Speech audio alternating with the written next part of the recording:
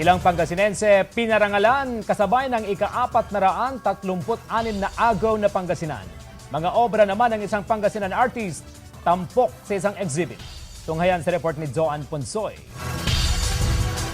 Kinilalang ilang Pangasinense na wagi sa Kurit Panlunggaring, isang literary writing contest gamit ang lengguwaheng Pangasinan, kasabay ng selebrasyon ng ika-436 agaw na Pangasinan.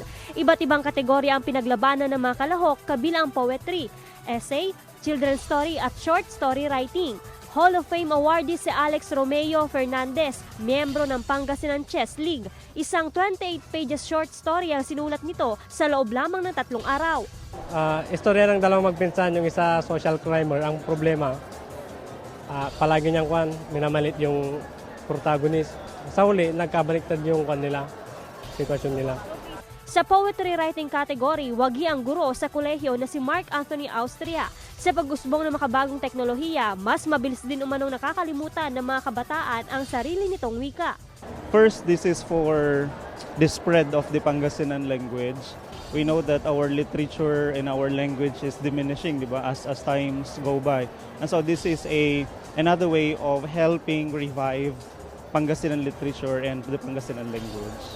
Ngayong araw, binuksan din ang Pangasinan Historical Commission Office at Center for Pangasinan Studies sa Ancestral House ng Pamilya Bengson sa Poblasyon, Lingayen. Of course, if we have an office, people will come to us. And my next project is to ask the Sangguniang Panlalawigan to pass an ordinance regulating itong ating mga preservation of our history, arts, and culture. Makikita rito ang iba't ibang art exhibit na ipinagmamalaking national at Pangasinan artist na si Romeo Castillo Manankil.